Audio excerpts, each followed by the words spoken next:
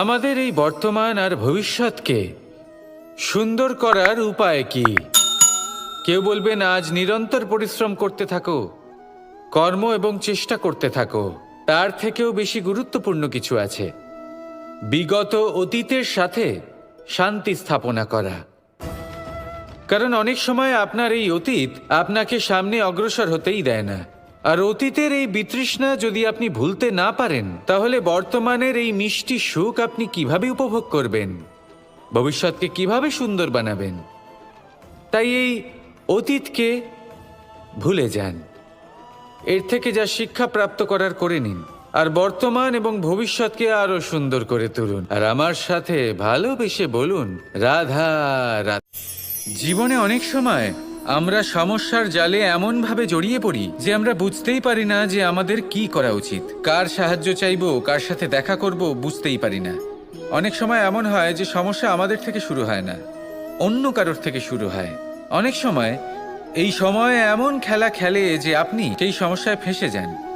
কিন্তু সমস্যা যেখান থেকেই শুরু হোক না কেন, সেই সমস্যার সমাধান আপনাকে করতেই হবে। অনেক সময় মানুষ এমন বলেন, আমার অতীত এত বাজে, সেটা শুধরে কি হবে? এই ভুলটাই তারা করে বসেন। দেখুন, আগে যা হয়ে গেছে, যা শুধুই অতীত, যা সত্য তা কখনো বদলানো যাবে না। কিন্তু এটাও সত্যি যে এখন থেকে সামনের যে পথ, সেটাও আপনার হাতে রয়েছে। আপনি একে ভালোও বানাতে পারেন, খারাপও বানাতে পারেন। তাই আপনার এটা শুধরে নেওয়াই উচিত। কারণ মানুষ আসলে তার নিজের অতীতকে নয়, তার বর্তমানকে প্রভাবিত করতে পারে। এই বর্তমানই পরবর্তীকালে অতীত হবে, যা আপনি শুধরে নিতে পারেন। তাই আপনি সেই চেষ্টাই করুন, নিরন্তর চেষ্টা করুন।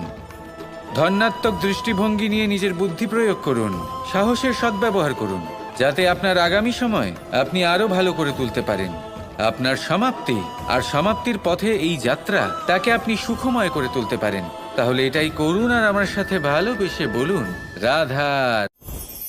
মানুষের সবথেকে বড় শক্তি কি? তার বাহুবল, অর্জন করা ধন, নাকি তার পেছনে দাঁড়িয়ে থাকা তার সমর্থক বা প্রশংসকদের দল, নাকি ঈশ্বরের আশীর্বাদ? সেটা কি? মানুষের সবথেকে বড় শক্তি হলো একটাই, আর তা সকলের মধ্যে আছে। আর তা হলো তার নিজের অস্তিত্ব, যা অন্য কারোর মধ্যে নেই। সংসারে অনেক লোক রয়েছেন, কিন্তু কেউ আপনার মতো নন। এটা হলো আপনার শক্তি, এ হলো আপনার নিজস্ব শক্তি। দুর্ভাগ্যবশত বেশিরভাগ মানুষ এটা বুঝতে পারেন না, নিজের শক্তিকে চিনতে পারেন না। কিন্তু যদি আপনি চিনতে পারেন, তাহলে আপনি নিজের অন্তরে অনুভব করবেন একটা অসীম শক্তির অস্তিত্ব। যে সাফল্যের পথে আপনি চলছেন, আপনি দেখবেন যে এই সাফল্যের দ্বার নিজে থেকেই খুলে গেছে। শুধু প্রয়োজন হলো নিজের এই শক্তিকে চিনে নেবার, নিজের এই বিশেষত্বকে বোঝার। কারণ এই যে আপনার বিশেষত্ব, এ কোনোদিনও আপনার থেকে দূরে চলে যাবে না, চিরকাল আপনার সাথে জড়িত থাকবে। যদি আমি বাহুবলের কথা বলি, সময়ের সাথে সেটা চলে যাবেই। যদি কথা বলি অর্জিত ধনের, তাহলে সময়ের সাথে সেটাও চলে যাবে। মিত্র, পরিবার, বন্ধু, আশীর্বাদ, এই সব কিছু আপনার থেকে দূরে চলে যেতে চলেছে, সেটা আপনিও জানেন। কিন্তু এই যে আপনার অস্তিত্ব, আপনার বিশেষ শক্তি, যা শুধু আপনার সাথে আছে, তা চিরকাল আপনার সাথেই জুড়ে থাকবে। দরকার হলো শুধুমাত্র এটা চিনে নেওয়ার, নিজের উপর বিশ্বাস রাখার, আর জীবনে এগিয়ে চলার।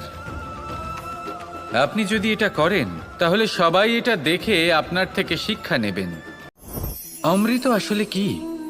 আমরা সবাই জীবনে অমৃত লাভ করতে চাই, কিন্তু এই অমৃত আসলে কি? এ কি অমরত্ব লাভ করার কোনো মন্ত্র, নাকি সামনে এগোনোর কোনো পথ? নাকি অমৃত সেই রস যা অসুর আর দেবতারা সমুদ্র মন্থন করে লাভ করেছিলেন? নাকি সেই ওষুধ যা ঋষি মুনিরা ভ্রমণ করে খুঁজে বের করেছিলেন? অমৃত যদি কিছু হয়, তাহলে তা হলো আশা। কখনো কোনো মাতাকে দেখুন, উনি নিজের সন্তানকে কত আগলে রাখেন, তার যত্ন নেন, তার পালন পোষণ করেন। এই আশা নিয়ে যে পরবর্তী জীবনে এই সন্তান খুব বড় কিছু করবে, ওনাদের খুব ভালোবাসবে। এবার আগামী দিনে কি হতে চলেছে তা আমরা জানি না, পর মুহূর্তে কি হতে চলেছে তা আমরা জানি না, আগামী মুহূর্তে আপনি জীবিত থাকবেন কিনা সেটাও আমরা জানি না। কিন্তু আমরা অনেক বছরের পরিকল্পনা বানিয়ে ফেলি, সেটা অবশ্য মন্দ নয়। দেখুন, জীবন যাপন করার এই আশা, এটাই ভবিষ্যতের আধার হতে পারে। তাই এই আশা হলো গুরুত্বপূর্ণ, তাই একে নিজের সাথেই রাখুন। কথায় আছে যে ব্যক্তি নিরাশ হয়ে পড়েন, যার মধ্যে কোনো আশা বাকি থাকে না, তিনি হয়তো বেঁচে আছেন কিন্তু একটা মৃত জীবন যাপন করছেন। তাই এই আশার সঙ্গ কখনো ত্যাগ করবেন না, একে চিরকাল নিজের সাথেই রাখুন। জীবন আনন্দময় হয়ে উঠবে, আর এই হৃদয় তা ভালোবেসে বলবে রাধা রাধা। বৃষ্টির জল যখন মেঘের দ্বারা টিপ টিপ করে ঝরে পড়ে তখন কি ভালো লাগে, তাই না? শুধু যে এই আবহাওয়া ভালো করে তুলে তাই নয়, এই মাটিতে সমাহিত হয়ে একটা অত্যন্ত সুন্দর গন্ধ উৎপন্ন করে। এই লতাপাতা, এই বৃক্ষ এদের জীবন দান করে, এদের পুষ্ট করে তোলে, আর তার সাথেই অনেক জীবের কল্যাণ করে। কিন্তু ভাবুন, যখন বজ্রপাত হয় তখন কি হয়? এই সমস্ত জলের ফোঁটা অনিয়ন্ত্রিত হয়ে যায়, একটা ভয়ানক বন্যার রূপ নিয়ে নেয়, যা শুধুমাত্র মহাবিনাশ করে। এর সারমর্ম কি? এর সারমর্ম হলো কর্ম করুন, কিন্তু তার নিয়ন্ত্রণ রেখে। যদি আপনি নিয়ন্ত্রণে না থাকেন, তাহলে আপনিও জীবনরূপী এই বর্ষার পরিবর্তে ভয়ানক বন্যার রূপ ধারণ করবেন। এবার বিকাশ ঘটাবেন নাকি বিনাশ, সিদ্ধান্ত হলো আপনার। যদি বিকাশ ঘটাতে চান, তাহলে নিজের কর্মের সাথে সাথে নিজের মনকেও নিয়ন্ত্রণ করতে শিখুন। এই মনকে সংযত করুন, একে নিয়ন্ত্রণে রাখুন, নিজের কর্মকে নিয়ন্ত্রণে রাখুন, ভারসাম্য বজায় রাখুন, আর আমার সাথে ভালোবেসে বলুন রাধা রাধা। কখনো ঘোড়া আর তার ঘোড়সওয়ারিকে দেখেছেন? ঘোড়ার ডান এবং বাম দিকে যেন একটা পর্দা লাগানো থাকে। তার কারণ কি? যাতে ঘোড়া অন্য কোনো দিকে দেখতে না পায়, শুধুমাত্র সামনে দেখে আর সেই দিকেই এগোতে থাকে। বলতে গেলে এটা খুব সাধারণ ব্যাপার, কিন্তু এর পেছনে খুব বড় এক বিজ্ঞান লুকিয়ে রয়েছে। আপনি যদি জীবনে নিজের লক্ষ্যে পৌঁছতে চান, তাহলে আপনাকে এদিক ওদিক তাকানো বন্ধ করতে হবে, শুধু সামনে নিজের লক্ষ্যের দিকে তাকিয়ে থাকতে হবে। তখনই জীবনে সাফল্য লাভ করবেন। ঘোড়া তো শুধুমাত্র এক পশু, তার উপরে লাগাম পরাতে হয়, চোখের ডান এবং বাম দিকে পর্দা পরিয়ে দেওয়া হয়। আপনি হলেন মানুষ, আপনাকে লাগাম কে পরাবে? কেউ না, এটা আপনাকে নিজেকেই করতে হবে। মনের গভীরে প্রবেশ করুন আর আবেগগুলিকে লাগাম পরান, তাদের নিয়ন্ত্রণ করতে শিখুন। আর নিজের দৃষ্টি সামনে, শুধু নিজের লক্ষ্যের দিকে। মনে রাখবেন, যদি আপনার দৃষ্টি শুধুমাত্র নিজের লক্ষ্যে থাকে, তাহলে লক্ষ্যভেদ অবশ্যই করবেন। যদি একাগ্রতা এদিক ওদিক চলে যায়, তাহলে লক্ষ্য হারিয়ে যাবে। রাধা রাধা। রাজ্য, শাসন, সাম্রাজ্য, সংস্থাপনা, এগুলিকে সফল কখন বলা যেতে পারে? কোনো কোনো বুদ্ধিজীবী বলেন তখন যখন চারিদিকে শান্তি থাকে, কারোর মনে কোনো প্রশ্ন থাকবে না, শঙ্কা থাকবে না। কিন্তু আমার মনে হয় এটা অনুচিত। কোনো রাজ্যের পক্ষে বা কোনো শাসনকালে সবথেকে বড় সংকট তখন আসে যখন সবথেকে বেশি যোগ্য ব্যক্তি বা সবথেকে বেশি বিদ্বান ব্যক্তিও শুধু মুখদর্শক হয়ে বসে থাকেন। মনে প্রশ্ন আসতে থাকে কিন্তু জিজ্ঞেস করেন না, শঙ্কা উৎপন্ন হয় কিন্তু ব্যক্ত করতে পারেন না। এটা খুবই অনুচিত। এই যে প্রশ্ন, তা আসা খুব ভালো। এই প্রশ্ন অকারণে আসে না, কোনো সমস্যার কারণেই আসে। এই প্রশ্নের দ্বারা আপনি সেই সমস্যাগুলি দেখতে পাবেন যাতে আপনি এতদিন অনভিজ্ঞ ছিলেন। আর যত প্রশ্নের নিবারণ আপনি করবেন, ততই আপনার রাজ্য, আপনার শাসন আরও শ্রেষ্ঠ হয়ে উঠবে। এই প্রশ্ন, এই শঙ্কা, এগুলো আপনাকে সমাধানের চূড়াতে অবশ্যই নিয়ে যাবে।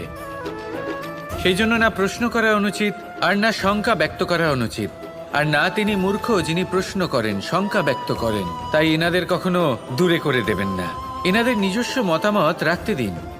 যখন সবাই মিলে একমত হবেন, তখন নিশ্চিত রূপে বলা যায় যে এই রাজ্য, এই শাসন, এই সংস্থাপনা সাফল্যের শিখরে রয়েছে। তাহলে আসুন আর আমার সাথে ভালোবেসে বলুন, রাধা।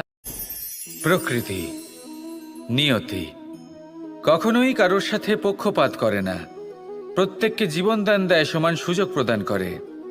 এটা সেই ব্যক্তির উপরে নির্ভর করে যে সে কিভাবে তার থেকে লাভবান হয়ে উঠবে, তার নির্বাচনের উপর নির্ভর করে, তার দৃষ্টিভঙ্গির উপর নির্ভর করে যে সে কতটা ধনাত্মক বা কতটা নেতিবাচক। দুই ধরনের মানুষ হন। এমন কিছু মানুষ হন যারা প্রত্যেক পরিস্থিতি, প্রত্যেক সমস্যা এবং বিপদে সুযোগ খুঁজে বের করেন। আর কিছু এমন মানুষ রয়েছেন যারা যে কোনো সুযোগে কোথাও না কোথাও থেকে একটা সমস্যা খুঁজে বের করেন। এবার আপনি কি চান? আপনি সুযোগ চান, তাহলে সুযোগ পাবেন। আপনি সমস্যা পেতে চান, সমস্যা তো আপনি চাইলেই খুঁজে পাবেন। চয়ন আপনারই, যে আপনি কতটা ধনাত্মক থাকতে চান, কতটা নেতিবাচক থাকতে চান। ধনাত্মক থাকুন, জীবনে সব কিছু সম্ভব হবে। আসুন আর আমার সাথে ভালোবেসে বলুন, রাধা রাধা। যখনই আমরা কথা বলি জলরাশির বিষয়ে, যখন আমরা তুলনা করি, তখন আমাদের খুব ভালো লাগে মিষ্টি সরোবর, পুকুর, নদী। আর আমরা অপেক্ষা করে থাকি সাগরের জন্য, সমুদ্রের জন্য। কেন করি? কারণ এই সাগর, এই সমুদ্র, এ হলো অত্যন্ত বিশাল আর ভয়ানক। এর জলও কিন্তু নোনতা, যা আমরা পান করতে পারি না। কখনো ভেবে দেখেছেন এই সমুদ্রের অন্তরে এই নোনতা জল, এই নোনতা ভাব, এটা আসে কোত্থেকে? এই যে সমুদ্র, যে প্রবাহমান নদীর থেকে যে খনিজ নির্গত হয়, তার ভান্ডার হলো এটা।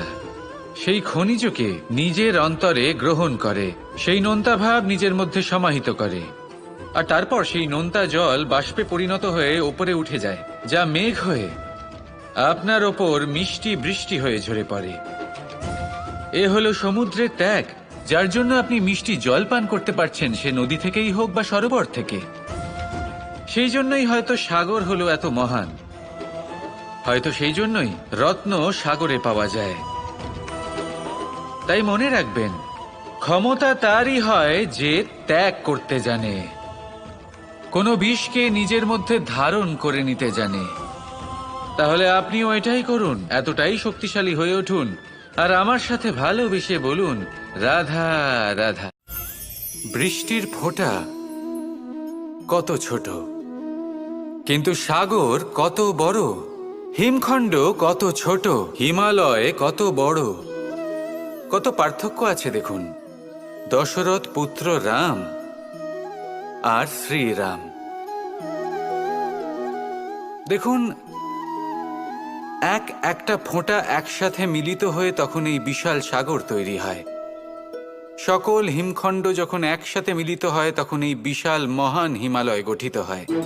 সেইভাবেই একটা ছোট্ট বনবাস দিয়ে শুরু হয়েছিল একটা যাত্রা, রাম থেকে শ্রীরাম হবার পথে, মর্যাদা পুরুষোত্তম হবার জন্য। কিন্তু এর থেকে আপনি কি শিখলেন? বিন্দু আসলে মহান নয়, মহান হলো সাগর। হিমখণ্ড মহান নয়, মহান হলো হিমালয়। অর্থাৎ কোনো মহান কাজ করার জন্য বা মহান হবার জন্য আপনাকে আরম্ভ করতে হবে ছোট থেকে। একটা অত্যন্ত সরল কিন্তু একটা গুরুত্বপূর্ণ কথা আমি আপনাকে বলতে চাই। দেখুন, আরম্ভ করার জন্য প্রথমেই আপনার মহান হবার কোনো প্রয়োজন নেই, কিন্তু হ্যাঁ, মহান হবার জন্য প্রথমে আরম্ভ করা অত্যন্ত প্রয়োজনীয়। আপনি যদি শুরুই না করেন তাহলে কখনো মহান হতেই পারবেন না। প্রকৃত নিষ্ঠা দ্বারা আরম্ভ করুন। আপনার পদক্ষেপ, আপনার কর্ম যতই ক্ষুদ্র হোক না কেন, তা করতে থাকুন, নিরন্তর চেষ্টা করতে থাকুন। তারপর দেখবেন এই যে মহানুভবতা নিজে পথ চলে আপনার কাছে আসবে। জীবন, এই জীবন আসলে কি? এ হলো জন্ম থেকে মৃত্যু পর্যন্ত এই সময়। কিছু মানুষ এটা বলে থাকেন যে এই যে নিঃশ্বাস নিচ্ছে, এই হলো জীবন। আর প্রত্যেক ব্যক্তি, প্রত্যেক প্রাণী, তাদের নিঃশ্বাস নির্ধারিত থাকে, নির্দিষ্ট হয়ে থাকে। তাকে সেই নির্ধারিত নিঃশ্বাস নিতেই হয়। তারপর তিনি মৃত্যু লাভ করেন। কিন্তু এটা কি সত্যি? সত্যি কি মনুষ্য জীবন এই নিঃশ্বাসের উপর নির্ধারিত থাকে? এই নিঃশ্বাসের গণনাই কি মনুষ্য জীবনের অস্তিত্ব? কখনোই নয়। মনুষ্য জীবন শুধু কিছু নিঃশ্বাস নয় যা একদিন থেমে যাবে। মনুষ্য জীবন হলো সেই নিঃশ্বাসের মধ্যেকার সেই সময় যা দেখে অন্য কারোর নিঃশ্বাস স্তব্ধ হয়ে যেতে পারে। সেই মুহূর্ত যেখানে মানুষ আপনার মধ্যে সেই প্রেম দেখতে পারে, আপনার সাহস দেখতে পারে, আপনার শক্তি দেখতে পারে, আপনার চেষ্টা দেখতে পারে, আপনার পরিশ্রম দেখতে পারে, অন্যায় আর দুর্নীতির বিরুদ্ধে আপনার যুদ্ধ দেখতে পারে। জীবনে গুরুত্বপূর্ণ সেই মুহূর্ত, সেই সময় যেটা আপনি বেঁচে আছেন। সেই সময়ে আপনি এই সংসারের অন্য ব্যক্তিদের জীবন বাঁচার একটা দিশা দেখাতে পারেন, একটা প্রেরণা যোগাতে পারেন, শক্তি দিতে পারেন, আশা দিতে পারেন। তাই জীবনে এটাই করুন। এমন একটা জীবন যাপন করুন যা অন্যের জন্য আদর্শ হয়ে থাকে। এটাই করুন আর আমার সাথে ভালোবেসে বলুন, রাধা রাধা।